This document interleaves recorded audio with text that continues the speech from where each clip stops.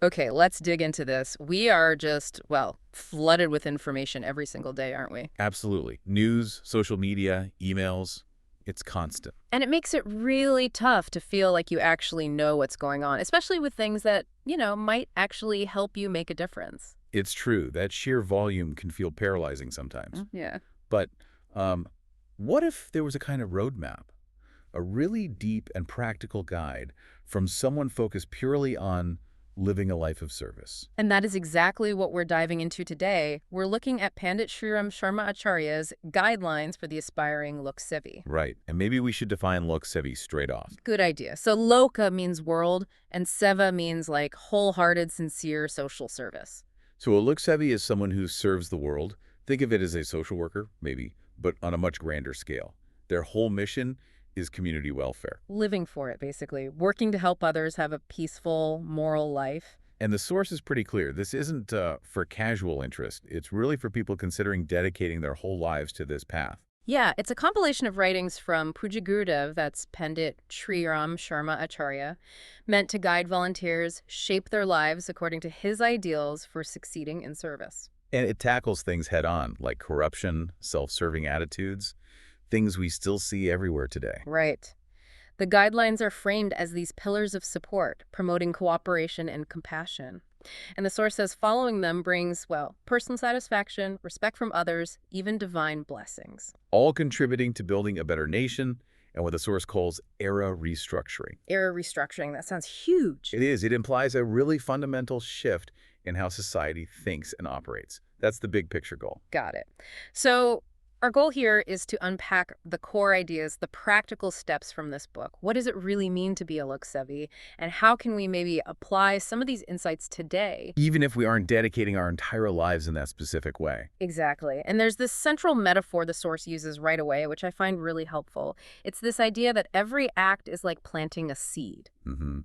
Planting karma and seva, selfless service, is the highest form of, like, cultivating that garden. That seed metaphor is really crucial.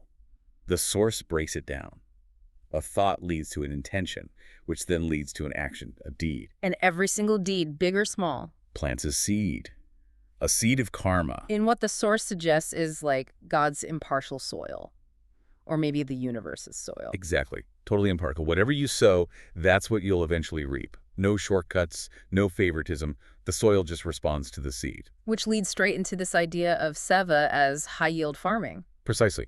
So when your actions are focused on helping others, when it's selfless service or seva, you might plant just one tiny grain, one small effort. But the harvest is massive, like getting a whole sheaf back. It's that compounding effect of positive, selfless actions, like exponential returns on doing good in the world. The source even compares it to a regular farmer. Someone watching might just see hard work, maybe not much immediate profit. Right. They might think, why bother? If they're only looking for, tangible, quick results, they don't see what's happening underground. But the source argues the fruits of seva are real, even if they aren't always, say, money or fame. It's the betterment of society, yes, but also this deep inner fulfillment, a kind of purification for the person doing the service. The reward is felt, maybe more than it's seen. Absolutely. And what's interesting is how the source quickly scales this up. It's not just about your individual seeds. No, the real power comes when lots of people are sowing these seeds together. Seeds of kindness, honesty, service. When that happens, you're not just getting individual patches of good stuff. You're collectively. Greening an entire era, changing the whole landscape of society. And the flip side is also true, according to the source. Selfish seeds, ego, greed, conflict, they can scorch the earth, lead to decay. Which really underscores the source's focus on collective united effort, working together for a noble cause. And it warns very strongly against the things that wreck that unity. Oh yeah. It uses powerful examples from mythology and history, like Sun and Upsun, brothers whose power led them to destroy each other through rivalry. Or the Kauravas and Pandavas in the Mahabharata, a whole epic about how greed and ego can tear everything apart. And it brings it to the modern day, too, talking about how organizations can fall apart because leaders clash, egos get in the way, people put themselves before the mission. So this huge mission, transformation of the era, it really depends on that cooperative spirit. Completely. The source says it needs the power of many awakened souls. Even if only a few people get the public credit, it's the collective energy that makes it happen. like countless farmers working one big field. But working that collective field means you have to tend your own little patch first, right? Your inner garden. Exactly. A huge part of the book is about that personal development needed to be an effective Loksevi, these practical guidelines for daily life, for inner work. Things drawn from the 7 essential vows and other chapters, so where does that inner cultivation start? It begins with the foundation, aspiration and thinking. You have to consciously cultivate noble intentions, good thoughts, and then back them up with honest effort. Thinking like a scholar, acting with energy, being kind, like combining wisdom, action, and devotion. That's a great way to put it. Jnana yoga, karma yoga, bhakti yoga, all integrated. And it includes daily disciplines too. Like meditation, mantras, planning your day, treating each morning like a fresh start. Yes, really valuing that time, which leads right into the next principle, diligence. Okay. Time isn't just something to pass. The source says it's life itself. Every moment should be used constructively. So laziness, procrastination, they're not just bad habits. They're seen as actively destructive. They chip away at your ability to serve. Yeah. So you need that planning, that hard work, that sincere effort. And no job is too small. Taking initiative even in little things. Exactly. See the value in every act done well. Then comes orderly living. Which isn't just about being neat, I gather. No, it connects outer order, cleanliness, simplicity with inner peace, and good thoughts. They're all seen as forms of beauty in a Loksevi's life. So keeping your space organized, your work area tidy, gently encouraging others, following a routine, maybe journaling for self-reflection. All of that. An organized mind is key to being effective, the source argues. Makes sense. What's next? A really big one. Self-restraint, or tapa. Tapa, I've heard that term. It's more than just discipline. Much more. It's the strength you gain from focused effort, from enduring difficulties, adapting. It's about really understanding the value of your resources, time, energy, money, talent, and using them wisely, not wasting them. So controlling impulses, sticking to a schedule, managing your thoughts, that's all tapa. Yes, and being careful with money, saving, avoiding luxury. The guiding idea is simple living and high thinking. True strength comes from this inner discipline and from rooting out negativity like ill will. Okay. Then there's generous affection. This is about teamwork, really. Working smoothly with others, making sure everyone feels seen and valued. Seeing yourself as part of the whole. Your growth linked to society's growth. Precisely. Expanding your circle of care beyond just your immediate family or friends. Embracing everyone. Selfless service actually fuels this affection, and the reward is deep contentment and respect. And the last of these core ones. Courage and fearlessness, but not recklessness. Right. It's about using good judgment, foresight, not just following the crowd. Exactly. Fair. Standing up for truth, opposing injustice, even if it's unpopular or you face criticism, like Abhimanyu in the Mahabharata, facing impossible odds for duty. Being ready for change, even revolution if needed, not just standing by silently. That's the core of it. Refusing to be a passive observer when things are wrong. So those are the building blocks for the inner self. But like any garden, there are weeds, right? The source talks about pitfalls. Oh, definitely. And the biggest, most dangerous one seems to be ego and arrogance. Ah, the fatal attraction of praise and fame. Yes. It can subtly shift your focus from serving others to seeking recognition for yourself. Like that story of the fox and the lion's skin, or politicians just chasing the spotlight. Exactly, those kinds of traps. The source insists that true humility is the real sign of spiritual maturity. It points to examples like Krishna washing feet, Gandhiji cleaning toilets. Chanakya, Guru, Arjun, Dev leaders doing humble, often unseen work. Right, and using we instead of I. Giving credit to the team, to the divine. And how do you fight that ego pull? Conscious effort. Discipline. Doing humble tasks yourself, like the cleaning in ashrams or even begging in ancient times, things designed to break the ego. Okay. What other weeds? Greed and attachment. Big hurdles.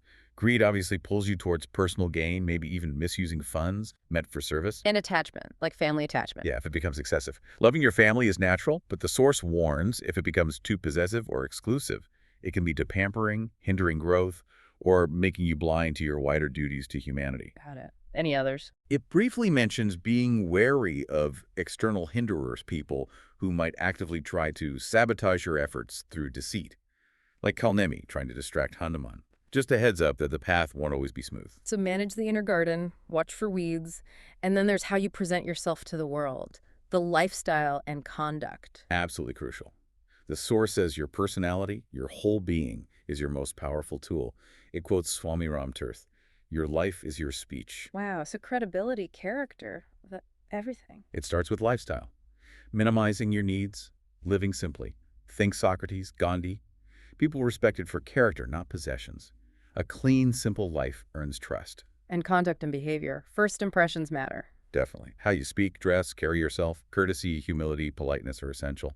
And the source advises dealing with issues privately, not criticizing publicly. Always find positives, too. And listening patiently, really hearing people out. Yes. And being authentic. There's a story about a politician whose public persona crumbled when he got sick, revealing a less pleasant reality. The message is, be good, don't just act good. Any specifics on conduct?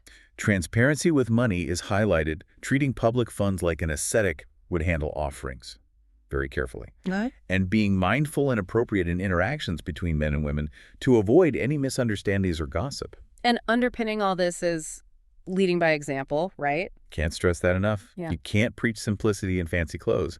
Your actions have to match your words for them to have power. Initiate tasks, don't just delegate, but do it humbly. So all this personal work, this conduct, it fits into that bigger picture, the era reconstruction. Yes, that's the context. And it's presented as a tough job, a thought revolution, changing how people think. Which means facing challenges. For sure.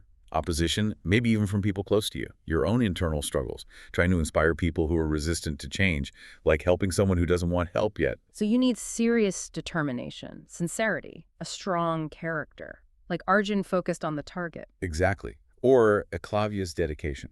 The source uses an analogy of a sonar missile locked onto its target.